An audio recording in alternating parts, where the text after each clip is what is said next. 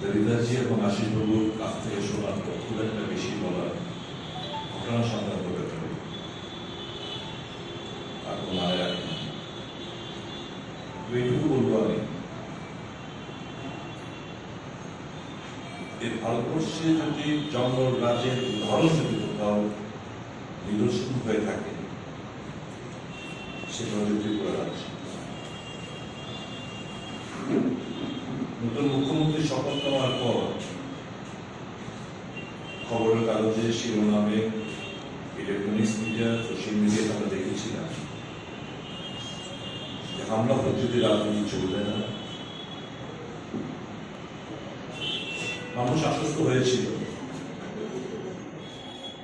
উনি ওনার কমিটমেন্ট উনি রক্ষা করবেন।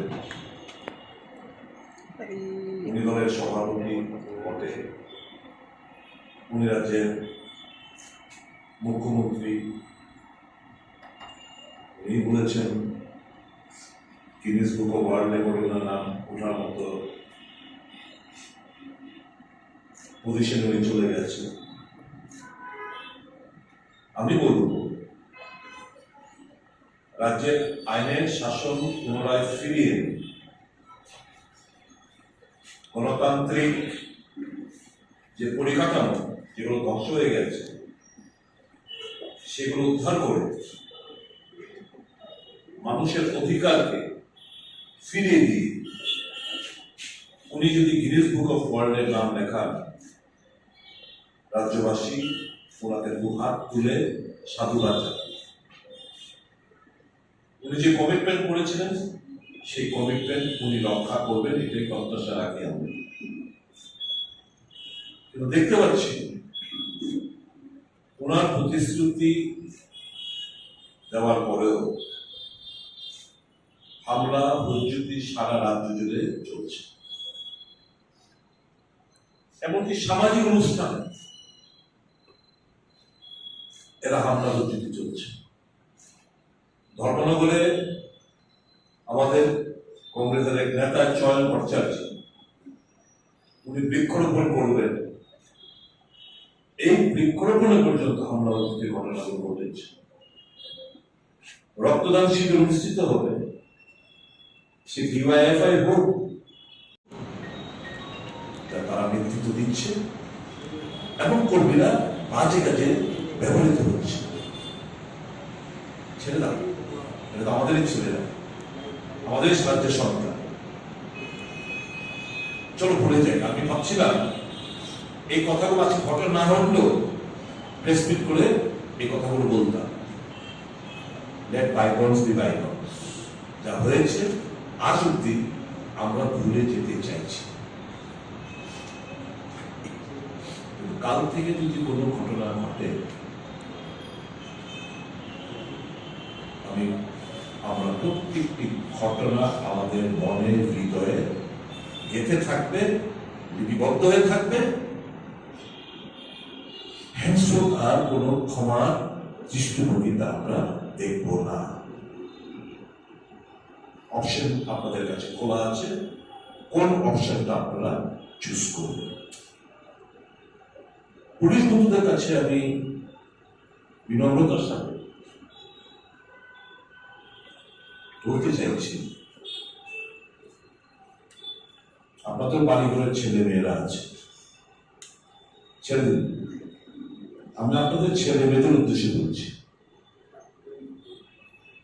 আমার ছোট ভাই বোনেরা কিংবা আমার মেয়ের সমান, ছেলের সমান বন্ধুরা, বাবাকে জিজ্ঞেস করবে, আমাদের বাবা তো পুলিশ অফিসার, টিএসআর চৌহানি হোক, ত্রিপুরা পুলিশের আর্ম কনস্টেবল হোক, বাবু হোক, এসপি হোক, তাদেরকে জিজ্ঞেস করবে, বাবা তোমাদের সামনে এত অত্যাচারিত হচ্ছে মানুষ, তোমরা নির্বিকার কেন? তোমরা যে ইউনিফর্মটা করছো সেটা মান মর্যাদা রক্ষা করতে পারছো না। কবে ত্রিপুরা মানুষের তাদের জীবন সম্পত্তি রক্ষা করার যে শপথ দিয়েছ কবে সেই দায়িত্বটা পালন করবে? আমাদের বাবাকে জিজ্ঞেস করবেন যে যারা কনস্টেবলই হোক, আর্ম পুলিশই হোক, এসপি হোক, এডিশনাল এসপি হোক, ডিএসপি হোক, সাব ইন্সপেক্টর হোক, ইন্সপেক্টর হোক, যে কোনো লেভেলের যারা রয়েছে আপনারা জিজ্ঞেস করবেন, তোমরা জিজ্ঞেস করবে। বিজেপি কার্যকর্তা ঠান্ডা মাথায় ঘটনাগুলো একটু উপলব্ধি করবেন, অবসর আপনাদের কাছে দিয়েছি। আর পুলিশের কাছে পুলিশ বন্ধুদের আমি বলবো, আপনারা জানি ভেতরে আপনাদের পছন্দ জানা, গুন্ডা আমাদের পুলিশ চৌমনির সামনে পুলিশকে ডান্ডা দিয়ে তাড়া করে টিএসআর জওয়ান দেয়। টিএসআর জওয়ান আমাদের রাজ্যের গর্ব, মাথা হেট হয়ে গেছে প্রত্যেকটি টিএসআর জওয়ানের।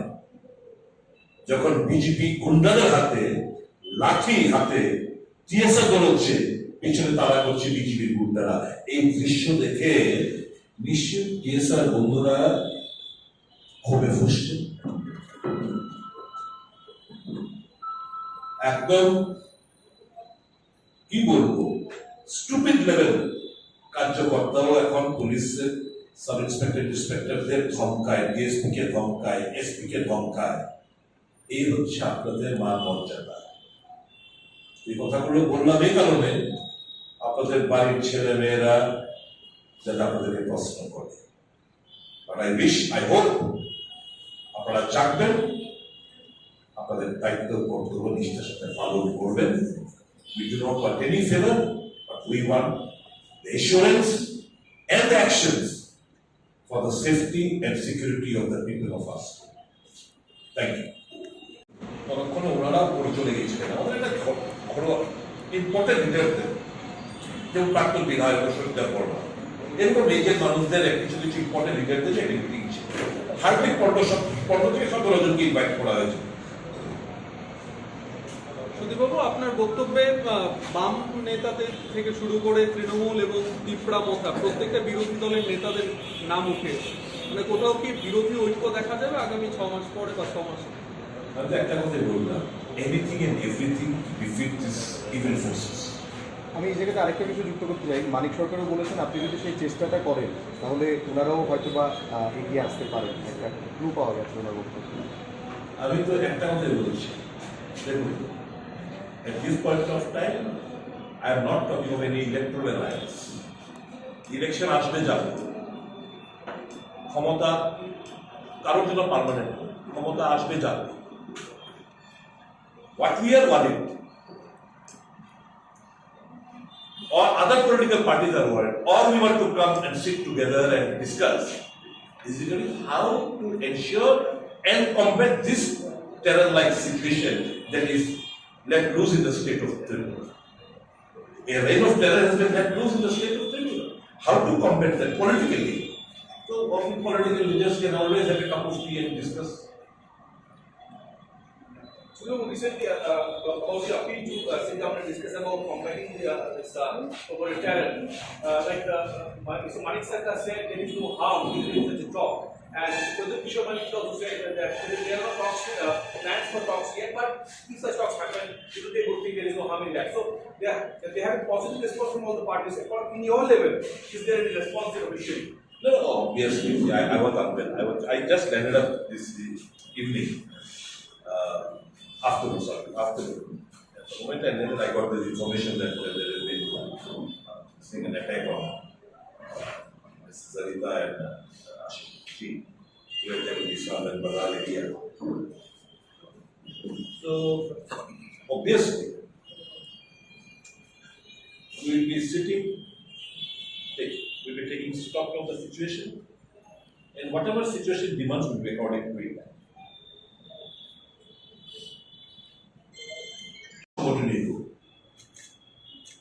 হামলা উচিত হচ্ছে, কলেজের ছাত্র রক্তদান অনুষ্ঠিত করবে, সেখানে হামলা উচিত হচ্ছে। এটা যে শুধু কংগ্রেসের উপর আক্রমণ তা না, বিরোধী সমস্ত রাজনৈতিক দলের উপর সারাশি আক্রমণ হানাচ্ছে শাসক গোষ্ঠী। বিরোধী দলের এমএলএ সুতন দাস বলুন, আমাদের রতন ভৌমিক সাহেব বলুন, মনোযোগ পদ্ধতি শ্রদ্ধা বর্মা বলুন, এমপি সুস্মিতা দেব বলুন, সুমন ভৌমিক বলুন, প্রদেশ কংগ্রেস সভাপতি বিরোধী সিনহা সাহেব বলুন, সমস্ত নেতাদের উপর, বিরোধী দলের নেতা কর্মীদের উপর তারা আক্রমণ, প্রতিনিয়ত আক্রমণ আছে। এটা দুর্বলতার বহিঃপ্রকাশ। বিজেপির কর্মীরা বিনম্রতার সাথে বলছি, আপনারা দেয়ালের লেখনটা আপনারা বলতে পারছেন। জুলাই মাস তো শেষ, August, September, October, November, December, January, 6 মাস। 6 মাস পর্যন্ত সরকার থাকছে। আমরা প্রতিহিংসা, প্রতিশোধের রাজনীতিতে বিশ্বাসী। আমি আজকে একটা ক্লিয়ারিং কল দিতে চাইছি। বিজেপি বন্ধুরা, আমি তো এই দলটা করেছি কিছুদিন হলে।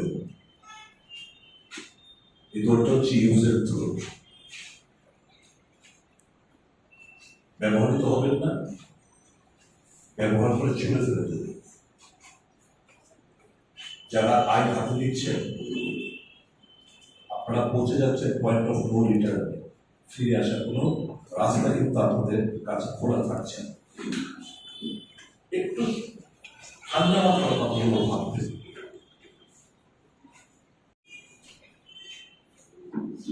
নেতারা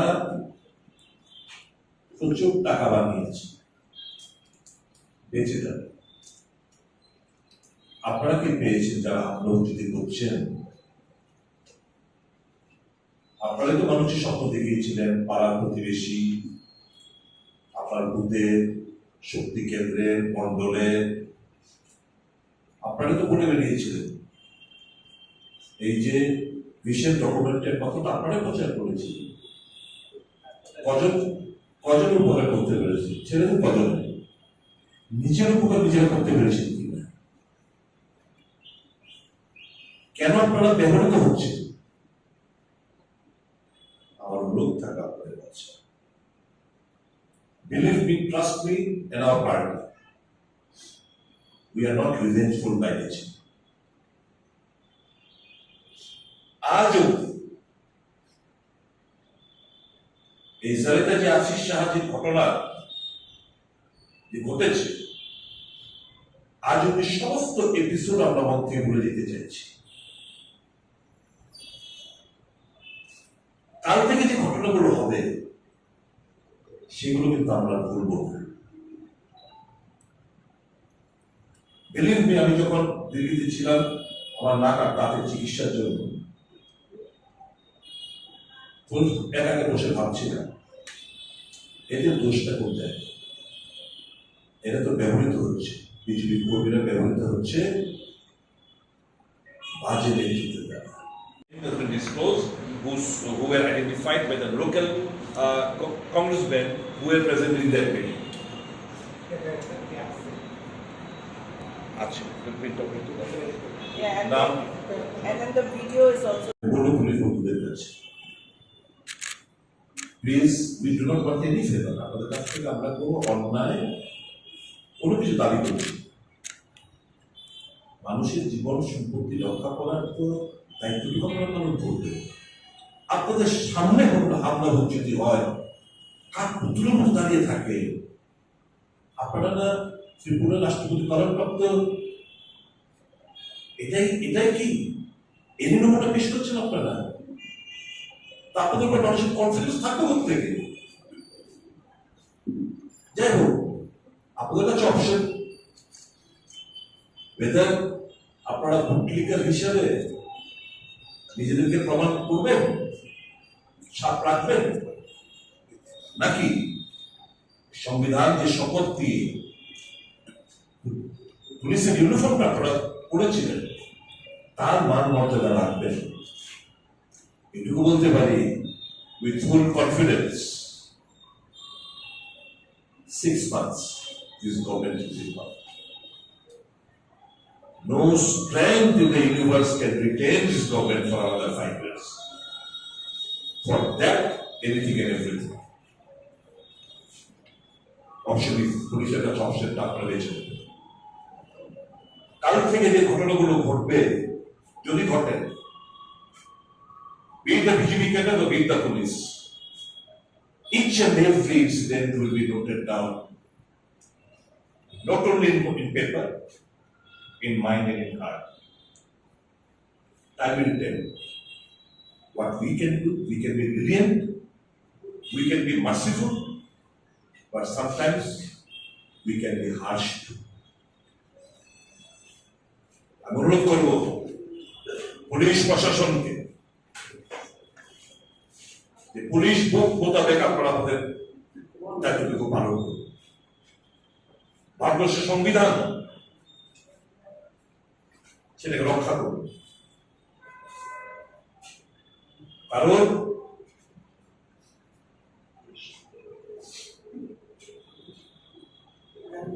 বাজে মন্তব্যে তাদের কাছে নতজন হবেন না। আর বিজেপি ক্যাডার বন্ধুদের বলবো অপশন আপনাদের কাছে, but I hope for the best. আমাদের আছে কোনটা কাজ, আপনারা যদি ফটো চান আপনারা ফটো নিতেও পারেন। धन्यवाद करती हूँ आने के लिए। मंचासीन माननीय विधायक श्री सुदीप बर्मन जी, आशीष शाह जी, पूर्व विधायक और पूर्व कार्यकारी अध्यक्ष, जनरल सेक्रेटरी प्रदेश कांग्रेस कमेटी के प्रशांत जी और media general secretary incharge, minority chairman Jaydol Hussain ji, youth Congress के अध्यक्ष रामपुर दास जी और एलटीआई के अध्यक्ष सम्राट रॉय जी, आप सबका स्वागत है। आज एक बहुत ही महत्वपूर्ण विषय पे हम इस प्रेस वार्ता को संबोधित करना चाहते हैं और आप सबका धन्यवाद करते हैं कि आप लोगों ने शॉर्ट नोटिस पे आज यहाँ पे उपस्थित हुए। जैसे कि आप सबको पता है कि आज फिर एक बार फिर एक और हमला हुआ है और इस बार निशाने में आशीष शाह जी और मैं थे। हमारे कार्यकर्ताओं की जो बैठक थी वो विशालगढ़ में विश्रामगंज में हमारी मीटिंग थी, जो सिर्फ गिने चुने 15-20 लोगों की मीटिंग थी, जहाँ पे हम संगठन को किस तरीके से सशक्त कर सकते हैं उसके ऊपर हम चर्चा कर रहे थे। कुछ ही देर में जब हमारी सभा खत्म होने वाली थी और हम नीचे आने वाले थे, उसी वक्त नीचे से हल्ला शुरू हुआ और रास्ते के दूसरे तरफ कुछ पुलिस अधिकारी थे और सामने से मतलब करीबन 100 गज दूर में बीजेपी का कार्यालय था और वहां से करीबन 28 लोग डंडा बैट वगैरह लेके आगे आए। हमारे 2 गाड़ियां थी वहां पे, पूरे दोनों गाड़ियों को चूर करके और वो वहां पे हल्ला कर रहे हैं और कंटिन्यूअसली दोनों गाड़ियों का जो शीशा है उसको तोड़ा गया और वहां पे वो लोग मतलब हमला जो किया। उसके लिए हम पूछना चाहते हैं इस सरकार से कि कब तक आप विपक्ष के नेताओं पे इस तरीके से आप प्रजातंत्र का हत्या कर रहे हैं। यहाँ पे हमें ये समझ में आता है कि कोई भी सुरक्षित नहीं है, चाहे वो नेता हो चाहे वो आम जनता हो। कुछ दिन पहले आपने देखा जब हमारे माननीय विधायक जी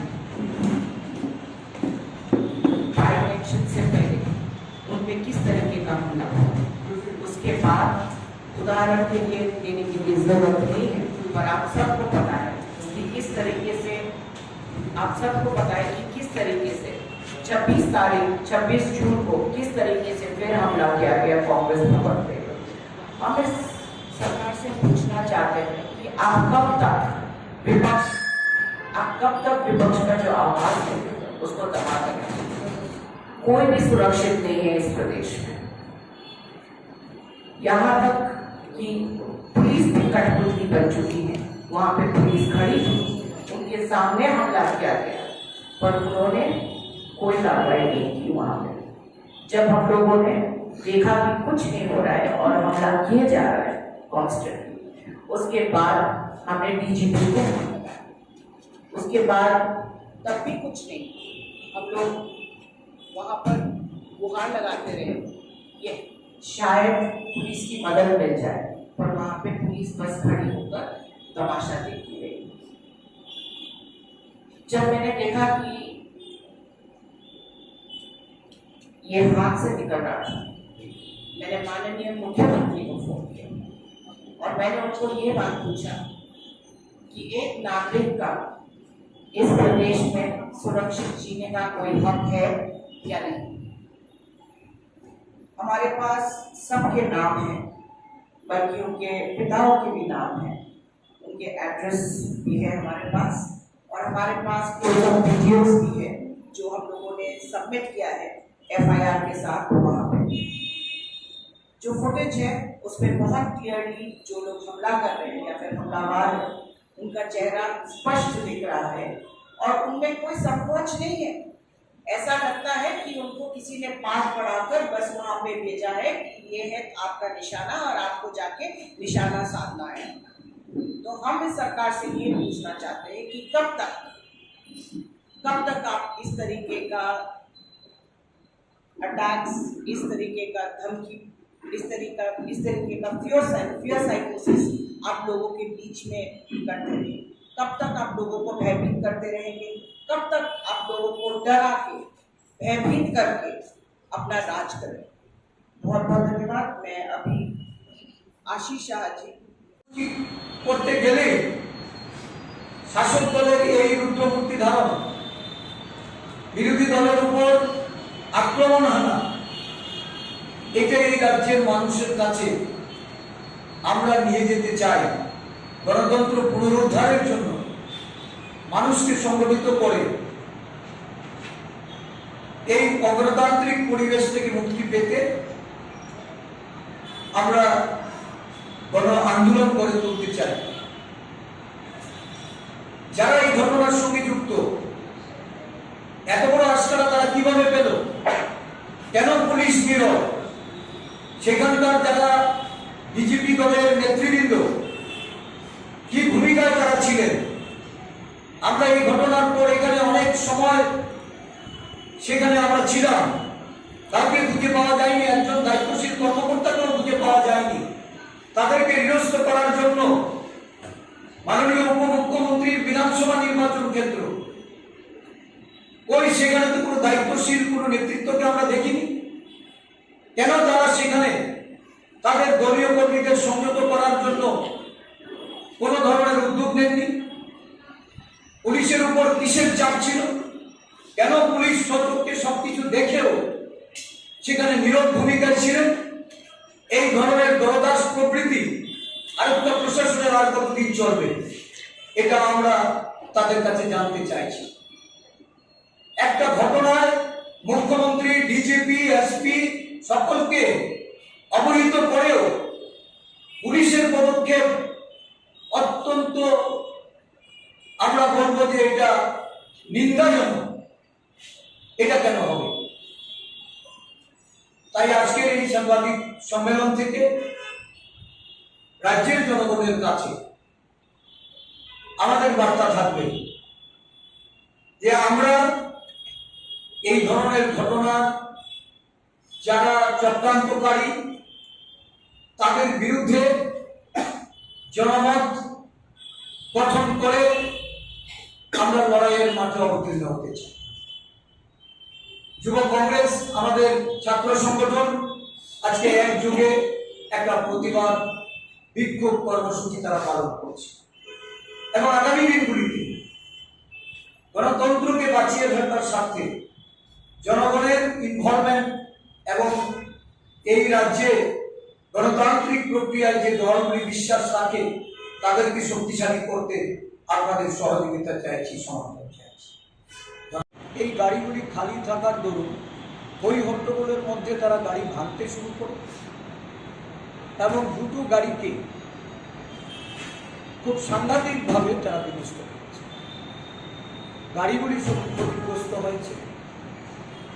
পুলিশ সামনে দাঁড়িয়ে, কারণ এই ঘটনাটা যখন আমরা আমাদের পিএসওরা তারা বুঝতে পেরেছে, খানিকটা দূরেই বিজেপি পার্টি অফিস, সেখানে যখন লোক জড়ো হচ্ছে এবং একটা সময়ে পিএসওরা বিশ্রামগঞ্জ পুলিশ স্টেশনের অফিসার ইনচার্জকে ফোন করে জানিয়েছে যে এখানে লোক জড়ো হচ্ছে, এখানে একটা সবার কাজে জারিতা ম্যাডাম এবং আমি, অশোক দেববর্মা, আমাদের জেলার কর্মকর্তারা বিভিন্ন ব্লক থেকে তারা এসেছেন।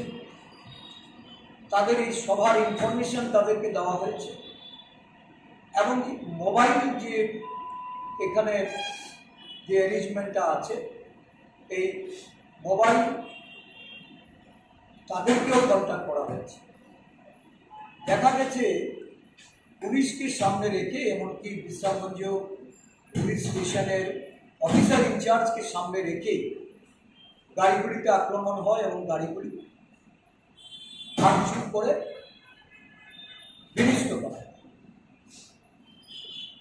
এত কিছু ঘটনা ঘটে গেল, পুলিশের তরফ থেকে কোনো ধরনের পদক্ষেপ ছিল না। আমরা প্রথম অবস্থায় বিভ্রান্ত হই। আমাদের কর্মী যারা সেখানে উপস্থিত ছিল তাদেরকে আমরা সতর্ক রেখেছি। তারপর যখন আমরা নিচে নেমে এসেছি, তখন ওই মুহূর্তে জেলার এসপিকে আমরা যোগাযোগ করি।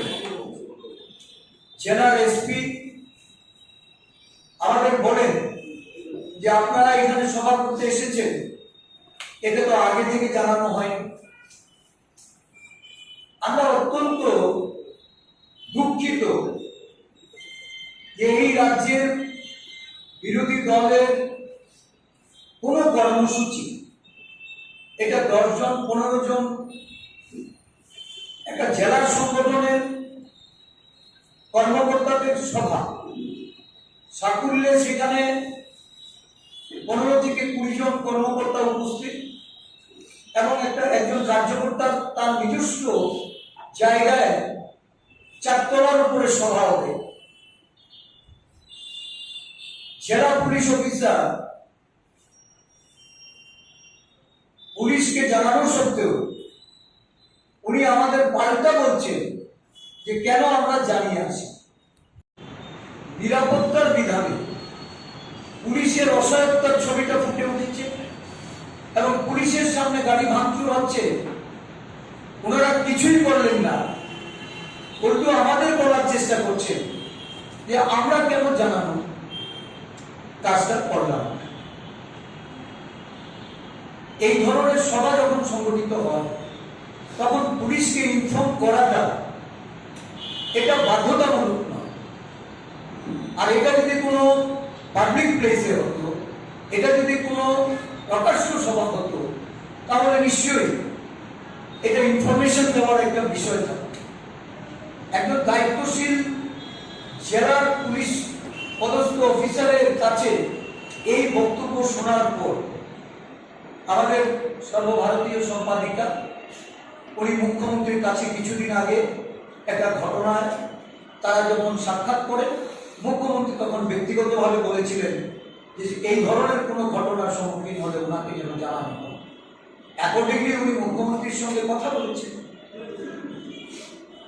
মুখ্যমন্ত্রীর সঙ্গে কথা বলার পর জেলার পুলিশ অফিসাররা তারা অনেকেই সেখানে চলে এসেছে, কিন্তু আমরা বুঝতে পারিনি যে এই পুলিশ অফিসাররা যখন তাদের কাছে ইনফরমেশন ছিল, তারা কেন দায়িত্ব নিয়ে এই জায়গার শান্তি শৃঙ্খলা বজায় রাখতে, আর শাসক দল তারা যখন জড়ো হচ্ছিল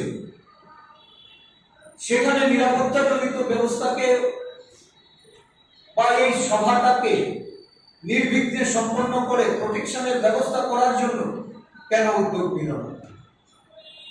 রাজ্যের মুখ্যমন্ত্রী উনি এই রাজ্যের মানুষকে আশ্বস্ত করেছেন এবং বিগত দিনের ঘটনার পুনরাবৃত্তি হবে না,